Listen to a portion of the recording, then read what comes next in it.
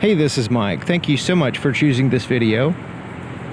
Today I'm checking out a 2020 Toyota Land Cruiser in the Heritage Edition. Now on my channel, you may have noticed I did a video of a white Heritage Edition 2020 Land Cruiser, and this was at Sparks Toyota.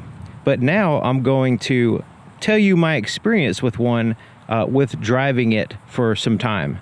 So this vehicle, Toyota sent it out to me several days ago, and I already put gas in it. We'll get to that in a few minutes.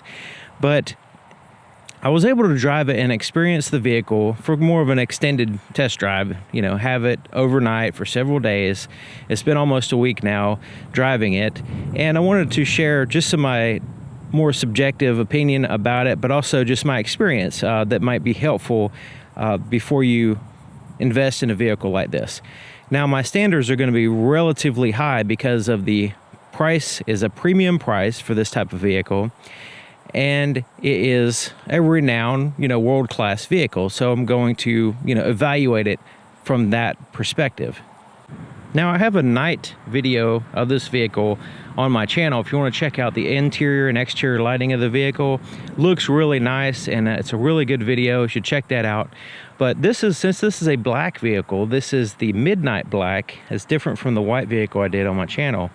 I just want to point out that it has these little metal flakes in there with multiple colors. I see blue and just kind of like a starry night with different colors. It's really impressive. Hopefully the camera's picking it up with the light shining on it.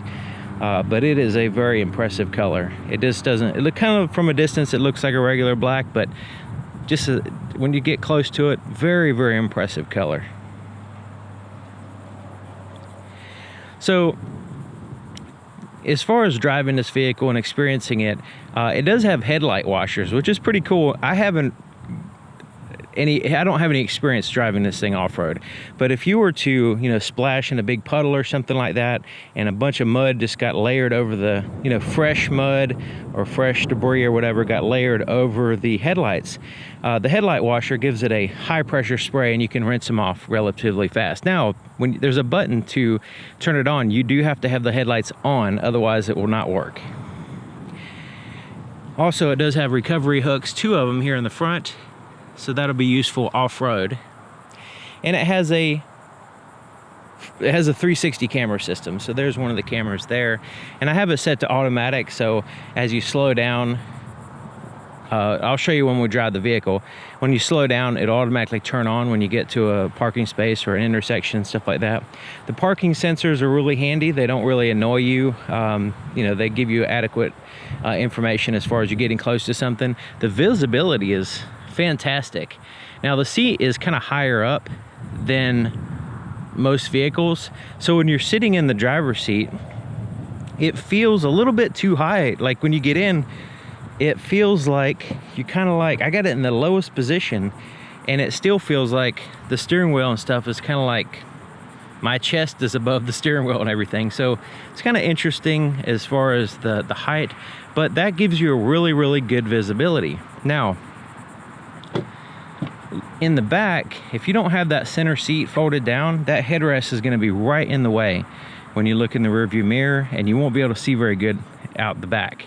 So if you have passengers, that's one thing, but with that headrest, it's just right in the very center, and it completely blocks your view of cars behind you. So I recommend either taking that headrest part off or having the seat folded down when you don't have passengers in the center position. This roof rack that comes with the Heritage Edition, it's very noisy. So unless you're using it, the wind's constantly blowing against it. It causes pretty significant drag, apparently, because it's very loud, the wind noise. This is a very quiet vehicle. That's the only thing you hear is the wind noise on that roof rack. Other than that, this vehicle is super quiet. I mean, you're cruising along, listening to the radio, whatever. You don't hear anything outside the vehicle. You don't hear any tire noise. You don't hear other vehicles hardly. It is a very impressively sealed up and quiet vehicle. You can see it has the oversized brake calipers up here. Now, this is a heavy vehicle, and you can feel it driving it. But with those brakes, they were like really tough. I mean, they do a really good job. Very impressive brakes. It stops this vehicle easily. But when you get really, really slow, and you get close to a stop sign or something, you're just crawling along or in a parking lot or whatever, when you push that brake, it like makes the front end go down if you really push it hard. Because of so much weight in this vehicle. It's a very solid and dense feeling vehicle. So it feels like you're just kind of like taking a nosedive if you go overboard with the brakes. So it took me a little bit of getting used to make sure I don't over apply the brakes when I'm going slow. When you're going fast, there's so much momentum going forward and so much weight that, you know, it slows the vehicle down without that feeling. But when you get, you know, going slow, you can really feel both the weight of the vehicle, also the power of the brakes. So it's pretty interesting. It takes a little tiny bit of getting used to. As far as a luxurious feel, it's not really a luxury vehicle. I mean, it's just kind of plain, not really super elaborate. There's just normal soft touch surfaces. You have some wood grain here, but when you look in this inside, you're not like wowed by the impressive interior or anything. Now the seats are leather, and you can actually smell them. It smells like a store that sells leather coats. You know what I'm talking about? Like one of those places that has a lot of leather goods, leather clothing and stuff. That's what it actually smells like when you open the door. It's pretty interesting. It has this really thick leather seats. Now these are pressed up against this hard plastic here, but they are pretty tough, so hopefully they'll hold up. And they are ventilated seats, heated and ventilated seats. Now the ventilation part is barely noticeable. I have it on full blast and really can't tell. Now it might be just cooling the seat down a little bit, you know, especially since they're black and in the sun, you know, cooling it down a little bit. But as far as the feeling of air flowing through, I don't really feel it much. So, you know, maybe it's just me or this particular vehicle. Now it has a lockable glove compartment and it has a shelf, which is nice. I think that's excellent. And a handle to get in and out of the vehicle. On all four doors it has that handle. It has this little bit of a lift, so if you're not that tall, getting in and out is a little bit of a, you know, it's not super easy. So you can add a step if you wanted to. Overall, looking at it, when you see it in a parking lot or whatever, it doesn't seem like an overly big vehicle. It just seems like a, you know, just a pretty good size SUV. But it actually doesn't, it feels like it's heavier and more dense than that. It feels like a big Suburban XL or something when you drive it, or at least it did to me, because it just feels like a much heavier vehicle than the way it looks. Getting in and out of the vehicle, you can see look at this space right here. The headroom and everything, the height off the ground, it's just, as far as getting in and out of the vehicle, it is easy. And other than the height, it's like you got plenty of room. Same thing with here in the back. You can see even the back door, the swing is nice and wide on the door, and the opening, look at that. There's no you're not going to bump your head, basically. Look how much headroom is that. That is just is there. That's just amazing how much room this vehicle has. And the overall, you know, entryways are really good. It's almost as good as a minivan as far as getting out of the vehicle. Now this one doesn't have a third row seat. It could, you know, it has enough room back there, but it doesn't have the third row seat. You can see the styling of the back door is similar to the front, and this is just about as big as well. The sound system is pretty good. I wouldn't say it's like super duper good, but it's pretty decent. And this center seat, like I mentioned, you can fold it down to have better visibility. It has a little armrest and stuff here, which is pretty neat. And the cup holders, that's something that it's easy to forget about here. These little cup holders that pop out, but they're in there. And another thing, if you're the type of person who travels with an entourage, a whole bunch of people, fitting 3 people in the back seat is not really a big deal, because for one thing, the seat's so wide, the vehicle's wide, it has plenty of room, but also the leg room here is great, because not only, even if you have this, like I have that front seat pretty far back and tilted, and it still has plenty of leg room, the center portion has it's like a completely flat floor. So you can see it's just completely flat. You have some advantages too with being in the center seat. You can basically be the one to control the climate control and the heated seats as well. You also have a power supply back here as well, 12-volt power supply.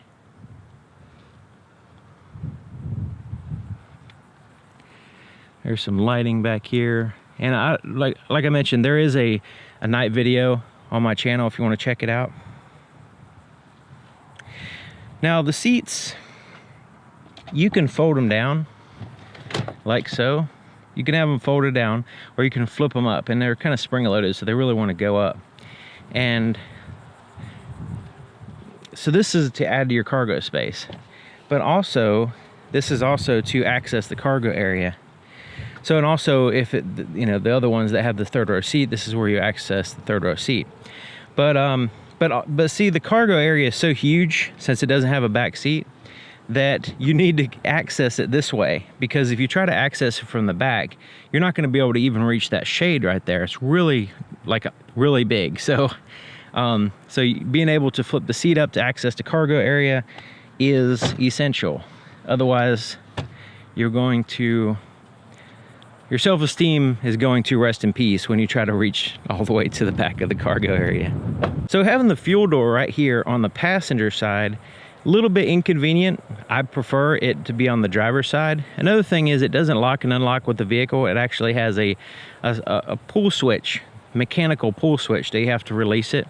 So if you walk around and you're like, oh, I forgot to turn it, you know, release it, then you got to go around to the driver's side and pull it's right next to the hood latch, and go ahead and release it. And it's on the passenger side. So, you know, of course it's not a big deal, but I just want to mention that on a premium vehicle, not being able to just unlock the doors and have it unlock and unlock with the key, you know, seems like that would happen, but in this particular case it doesn't. Now the roof rack is pretty impressive. I mean, it gets attention. Just the visual the visual looks of the roof rack is pretty cool. I mean, it does kind of add some little bit of coolness factor, I guess. So your third brake light is up here, and like I mentioned in the night video, you have LED lights pretty much everywhere except for the turn signals and the reverse lights. So your turn signals and reverse lights are standard bulbs, and I kind of understand why they have turn signals, just the flashing bulbs, but the reverse lights is strange to me. Now the flashing bulbs, the reason why they have that is because they have the older technology to make the light flash relies on resistance, and if an LED light doesn't have as much resistance as a regular light, so they have to change the whole system in order to accommodate that LED system. But anyways, and also it generates heat as well if you have a system like that with LEDs, unless it's modernized, the whole system. Another thing that was kind of interesting is it has the 360 camera system, and it has the backup camera way offset, way over here. So there's the center of the vehicle, and it's way over there. So it's kind of weird. It has to be stitched together with the 360 system with software in order to, you know, give you to align all the cameras. But when you have just the backup camera on, you can see it's way over to one side, and it doesn't really help. So if you want to back up a trailer to your trailer hitch, which is behind this cover, it's nicely covered up, then it doesn't line up. Like, you don't have this top down view lining up the trailer hitch. You have like this angled view. It's still good, but it could be better if it was in the center, in my opinion. You see the spare tire, and the exhaust is visible there from the rear of the vehicle, and the plug-in for the towing package is under here. So you can imagine how dirty that's going to get, and also trying to reach it, you almost have to lay down on the ground to try to reach that. Could have been in a better spot, in my opinion.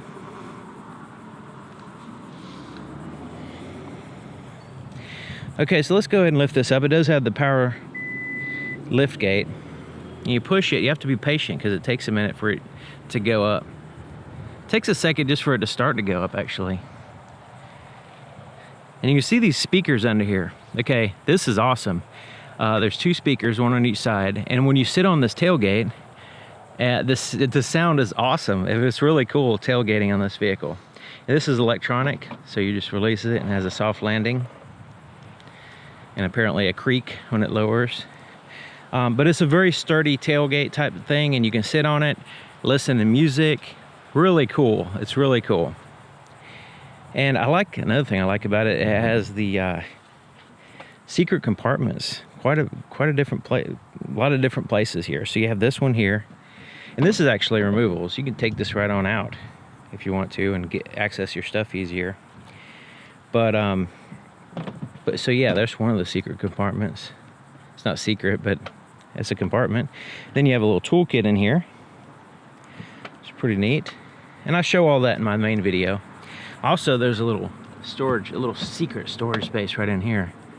You can see, if you watch my main video, the white one, you'll see what I put some stuff in there, some valuables to show what you can put in there. There's a subwoofer here on the right side, a little storage compartment there, cup holder there. This is to accommodate the third row seat and the other trims. And that shade.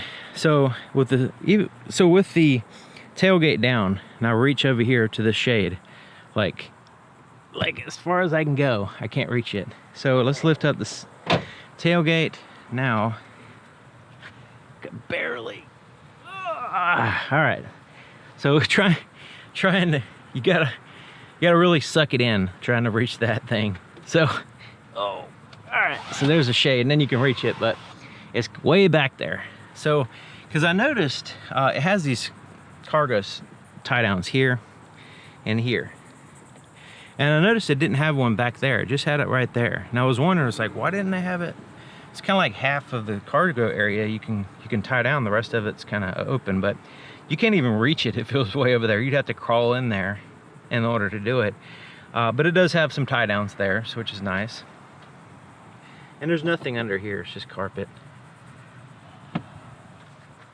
Now there is a 12-volt power supply here. Actually, it's not a 12-volt. It's the like a 3-prong outlet. 100 watts though, so it's not a huge amount of watts, but you can charge a laptop or something like that. You're not going to run a hairdryer or anything like that. Now, unless you have a tremendous amount of groceries, I would recommend putting a net pocket from here over to the other side, and that way if you put your stuff in, like groceries or whatever here, and you slam on the brakes, it's going to go flying up there, and you're not going to be able to reach it unless you lift the seats up. So if you don't want your eggs and milk to get wedged underneath those seats, if you have a net pocket there, since there's no dividers or anything like that, then you can put all of your stuff in the net pocket and it keeps it there. Another thing I realized when I first got the vehicle, I was putting stuff, I was loading the cargo area to the end of this mat, but actually it goes all the way here. So there's a little bit of extra space I wasn't utilizing, because when you lift this up, you can see a little bit of extra space there in front of the mat. So it's really a massive amount of cargo space. And of course you can flip up the seats and all that stuff too, and get a lot more space. You could flip down one or the other too, so you can still have some passenger space if you need to. Lighting is not all that great. Check out the night video for that. Here's the floor mat in front of the driver's seat, and nothing really special to say about it other than you know, you do have to release the fuel door mechanically, but and I really like these mats. They're easy to clean and everything, and the footrest is decent. Take a look under the hood. Lifting the hood is easy. It has a here's the center part. It's right here to the right, about 6 inches to the right. You lift it up, and has like hardly any energy to lift it up. It goes up by itself. And you see this vehicle, whoever had it before took it through a mud pit or something. It's got mud all over it. Also, they like had huge dog or something underneath the seats. Is like just caked with dog hair and stuff, and I'm allergic to dogs, which is not good. But anyways, you can see it has an insulated firewall, big plastic cover covering up the engine, and not a big fan of that. I like to actually see the engine, which you can on the sides here. Battery is easy to get to. It's nice. Then you see air filters over here, pretty good size. Now, this is a 381 horsepower V8, and this is what you find in like the Tundra and stuff. But it's not really that powerful. For the weight of this vehicle, is pretty, I wouldn't say it's slow, but it's slower than expected. I'd just say that for a V8. You know, there's times in which I was, you know, expected a little bit more power in traffic, and, you know, caused a little bit of an issue, because when you push the gas, you expect it to go at a certain speed, and then when it's not there, then it's like, you know, you misjudge your ability to, you know, merge in traffic or cross roads when oncoming cars are coming, that kind of thing. But I'm more accustomed to it now. But as far as that, a level of power is a little bit, it doesn't feel like it, you know. It doesn't feel like 381 horsepower. It feels like 200 horsepower, because all the weight, you know, the weight diminishes all that power. It needs most of that power just to move the vehicle, so there's not a lot of, like, you know, peppiness to it. It does have the presets, 3 of them, which is nice, but your power windows here are all automatic. So the issue with that, with me, is if you have kids in the back, and you got to be careful with it, you know. Make sure that you're doing that responsibly, because the windows in the back, when you pull it up, it's going to go all the way up. Okay, so just want to keep that in mind if you got kids in the back and you're not looking in that direction when you're driving, or whether you're sitting in the driver's seat. You want to make sure that you pay attention when you roll the windows up if you have people or kids in the back, especially kids. The power seat is good. I just leave it all the way down and pretty much all the way back, because it's so high up. I mean, the seat is really high up to begin with, so I can't get it. If it went down a little bit lower, I think it would be better, just to give people that option. It just seems like the low is a little bit too high for me anyways. It does have a lumbar adjustment. Overall, the seat is really good. I mean, the seat, as far as comfort goes, it's nice. It's a good seat. It's nothing like super special or anything, but nothing bad. There's no bad things I can say about it, other than it's a little high, and that's just the nature of the vehicle, I think. Now, there's a lot of buttons in this vehicle, and I didn't really play around with a lot of them, because it's just, once you get it set, then you don't really worry about it.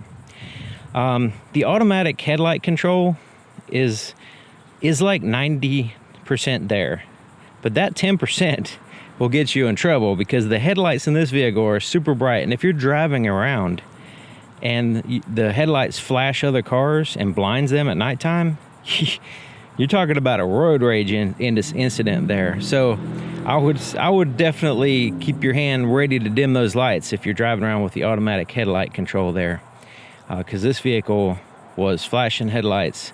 Probably most of the time it was fine, but like sometimes it just didn't recognize a car, and it just pulls full blast headlights, high beams headlights right in their eyeballs, right at the worst possible time. It's like, you know, yeah. So you want to be very careful with that. The headlight washers, you do have to have the headlight controls on in order to use those. Parking sensors, I didn't have any problem with those being over aggressive. They did go off, you know, when needed, and it wasn't bothersome. I like the fact that you can have these automatic side mirrors, so they fold in automatically, or you can manually do it, or just have them not do it at all. And then the side mirrors are adjusted there. Of course, once you set those, it's not a big deal to keep them there. You know, reset the trip, and then your dimmer switch for your interior gauges. I like the way it's a knob, not buttons, so it's easy to, you know, dial in easier. And then I like that where it has the tilt and telescoping steering column that's powered, so you can do it while you're driving. It's not a safety hazard to release the steering column while you're driving, because it doesn't release it, it just moves it. Before we take it for a spin, I just want to point out a few things. So you have the ability to adjust the forward collision warning system there. It hasn't been a problem, so I haven't came close to hitting other people, but you know, if you're in bumper to bumper traffic, if you need to adjust that, you can do that here, and it'll give you a little indicator there. The steering wheel overall is comfortable and easy to use, and it has this hard wood here at the top, but it's not a big deal. I mean, it doesn't feel like it hurts my hands gripping it or anything. Just overall, it's fine as far as the steering wheel. Nothing like super special or anything.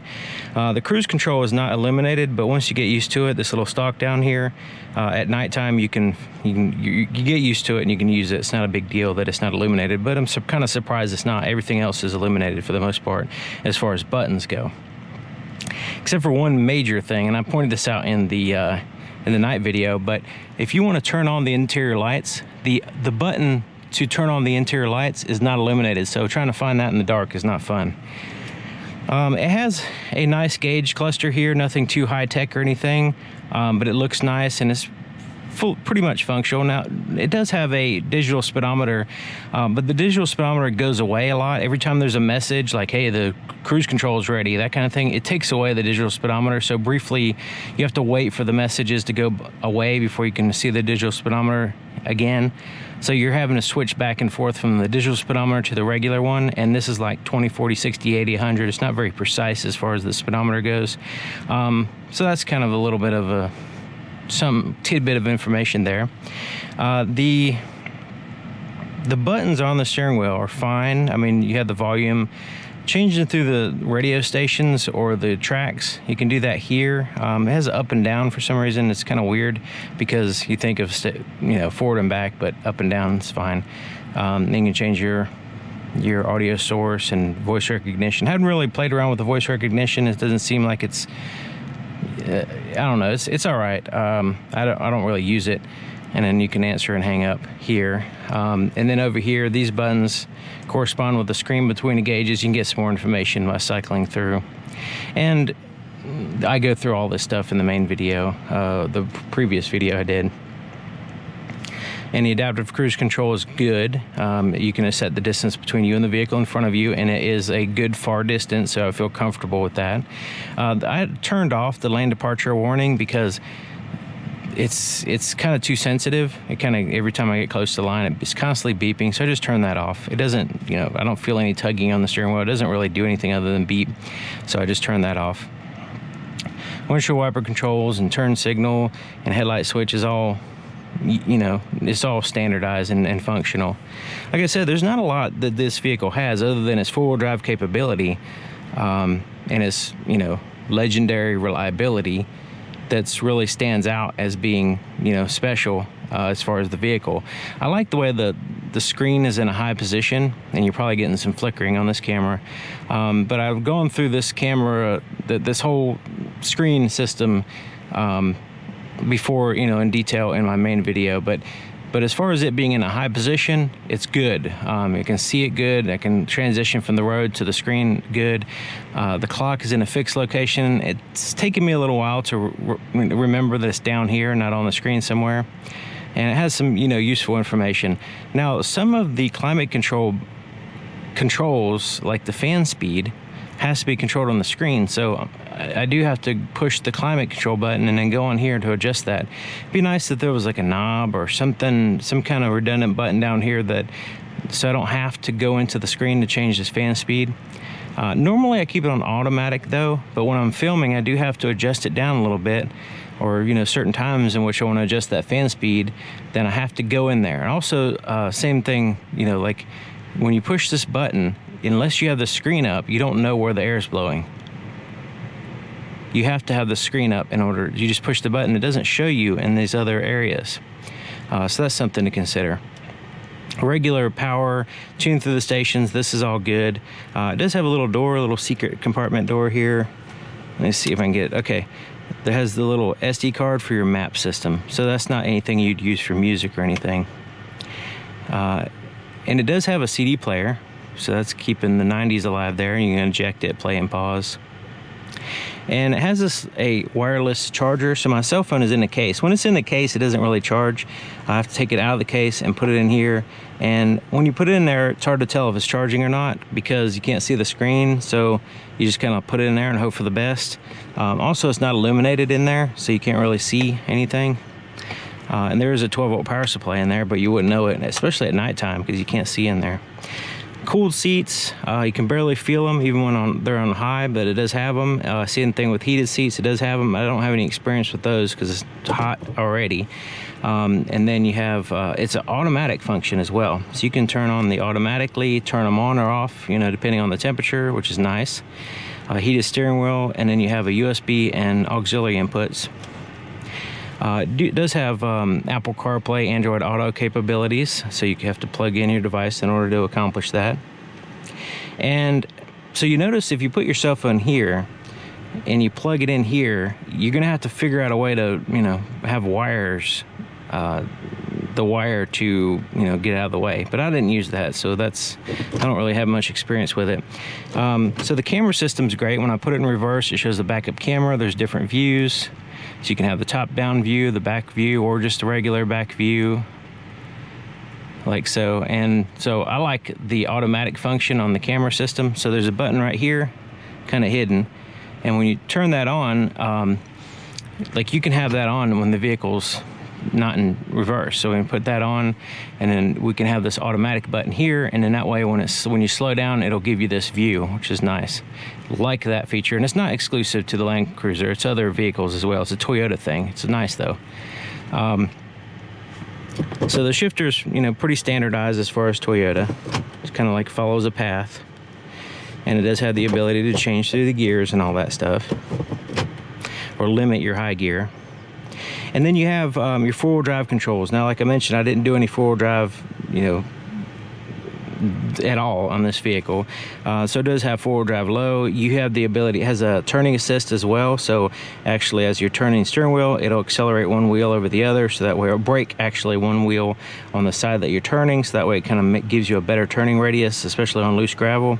It does have crawl control as well. So you're like going really slow in four-wheel drive. That's what you use, the crawl control. It has a locking differential, electronic transmission. So this vehicle has an electronic transmission in which you can emphasize power. So you can, like, you know, you want to power through some rocks or something like that. And then it also has ECT second. So this will be, it starts off in second gear. So this is if you're on a slippery surface. And then traction control, if you need to turn that off and spin tires, you can do that. And that's your center differential, locking center differential. So it locks the front axle and rear axle together, and, you know, gives you that really a lot of power. So that's one of the things with the V8. It has a lot of four-wheel drive capabilities with that power of the V8. So in that scenario, it's not really, you know, unless you're going uphill and stuff, it's the weight of the vehicle, you know, maybe a plus, maybe a negative, depending on how you see it and what your experience is. The cup holders have this little divider that you can change. It has 3 different positions where you can have it left, right, or center, which is pretty cool. Also has these little spacer gap filler upper things, and this closes up as well. Now the armrest is nice and comfortable. It's big, and it's comfortable, but it's not super soft. So it like bottoms out like 1 millimeter below the surface. So there's no, it's not super soft. I mean, I hadn't really had an issue with it, but you know, it's kind of strange that a vehicle this expensive, no, you know, like no cushion whatsoever. This top part lifts up, and it is spring loaded. This is pretty neat. So you can, it's pretty cool. You can like dribble it while you're driving. Anyways, storage area there, and then a second one under here, and I have some stuff in here in this tray, which is nice to have a separate tray, so you can have your quick access stuff in the tray, and then your more junky stuff down there. So that's more of a junk drawer down there, and there's no lights or outlets or anything in there. You can see my night video, this is like dark, so not sure why they don't add a light in it.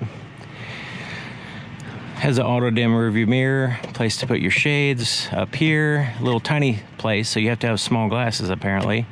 You know, your headlight, your controls for your interior lights, which are not illuminated for some reason, and your sunroof, which is kind of small, but it does have a sunroof, and you can tilt it and all that stuff. And check out the visors.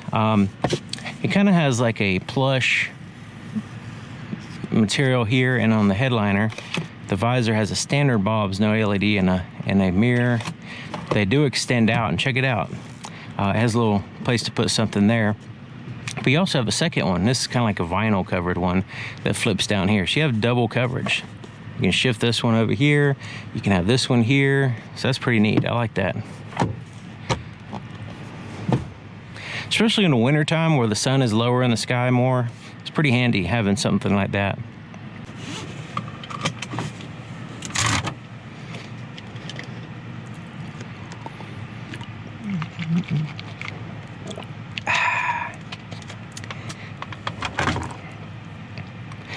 Okay, so let's go for a little ride. And like I mentioned, I've just been driving this on road. So I think that's what most people do, is drive these on road. I'm sure there's a lot of people that do drive them off road mainly, but I think that's why you would actually buy this. Like the rational reason to buy this is more of a off-road capable luxury type vehicle, or, you know, higher end off-road vehicle. But driving it like a car or SUV for a family to get in and out and stuff like that, and you just never go off-road, doesn't really make a lot of sense to me. But as I slow down, you can see that camera system turns on. You can see it gives you a pretty good view of what's in front of the vehicle, but also your top-down view. So you can see that little place right there. Let's say that was something that I had to avoid. I would be able to see it there.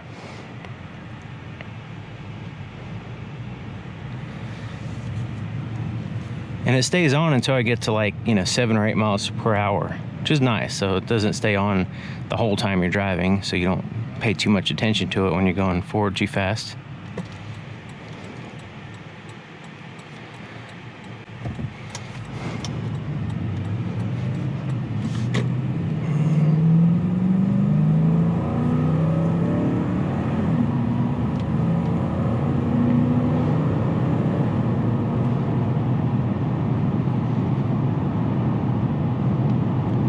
So it takes a lot of revving to get it to go pretty good. I mean, when you're merging out in traffic or whatever, you really have to push the pedal. Otherwise, you're gonna just be creeping. In order to drive it, I was just driving it easy, relatively easy, and I was getting 13 miles per gallon. So it's kind of surprising that I didn't get that much, like 230 something miles, I think it was, to an entire tank of gas. So 13 miles per gallon is a little bit on the ridiculous side, considering just driving it without pulling any trailers. I don't have any passengers. It's just me driving around like a car. Very strange. It's a big engine and all that stuff, and I understand that it's a reliable and it's a off-road capable vehicle, but it's just not practical, I would say, for the average person who just wants to get around with their family or whatever. So just keep that in mind if you're considering, spending the $90,000 that this vehicle costs just to drive it around. It's probably, even if gas was free, let's say you're, a billionaire or whatever, and it doesn't matter how much gas costs, right? Just the inconvenience of having to stop every 200 some miles to put gas in it is like a major inconvenience, And it's a little bit more than 200 miles, but you know what I'm saying. You have to stop at the gas station a lot. So let's keep that in mind. As far as just the fuel economy, it's not just about the cost. It's also about the time savings, as far as not having to stop so much to the gas station. So the steering wheel it's kind of, I don't know if you can hear that roof rack. This is a quiet vehicle.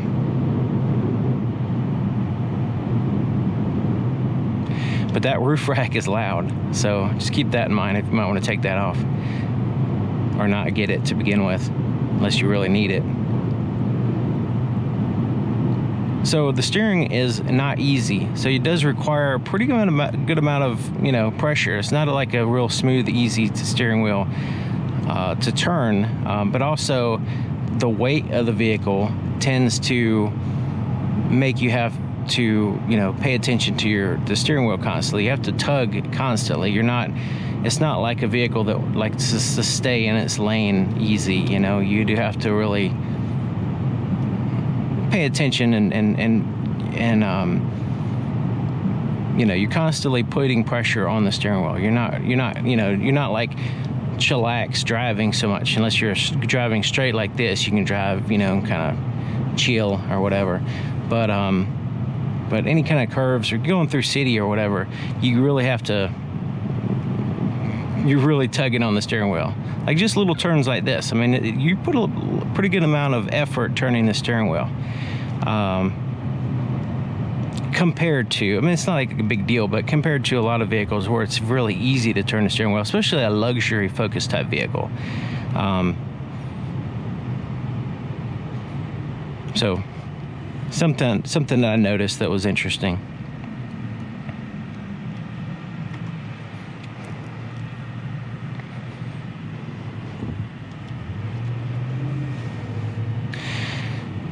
I don't know if you can see that map, but the map, it like has this low refresh rate. You can see it just kind of like it's a choppy video game or something. It's not smooth. You think they would like kind of smooth that out a little bit, considering, you know, the type of vehicle, the cost, and all that stuff. The system is a little slow. It's really slow, actually. Sometimes I'll push a button and, you know, I gotta wait and it has to think about it, you know, and then it'll finally pop up. Sometimes I'll push the button over and over again, like, is it not receiving? Is it not you know, sensing my touch of the screen or whatever? But yeah, it does. It just takes some time to think about it or something. This slow system, I guess.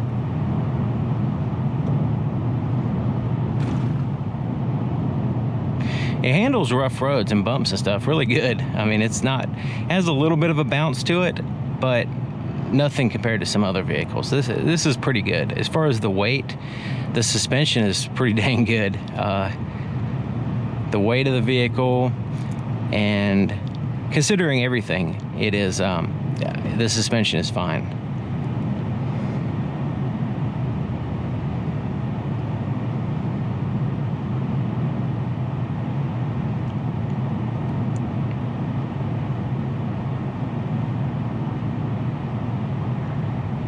I don't know if you can notice the height off the floor. I mean, my height, my visibility, you can see right over the hood.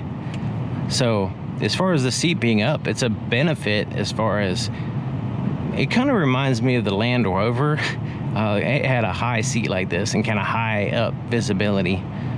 But yeah, it's pretty interesting, the difference between this vehicle and a lot of other SUVs.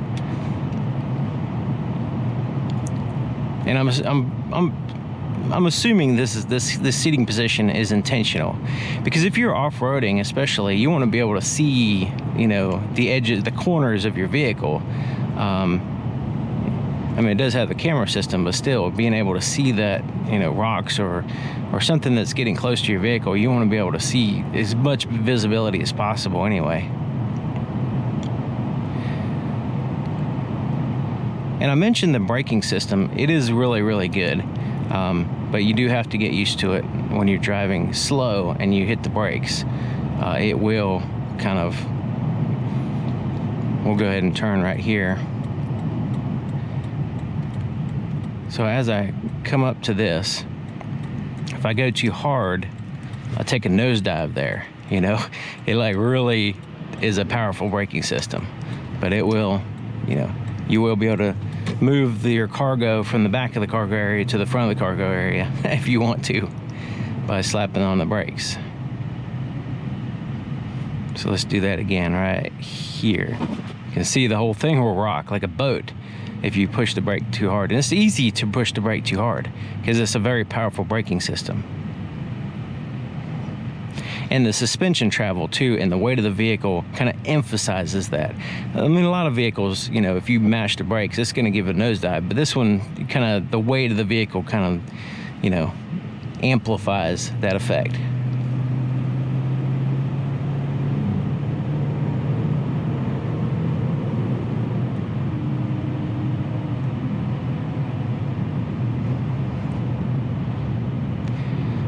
Even though this is a heavy vehicle and it feels big, it doesn't feel that big on the road.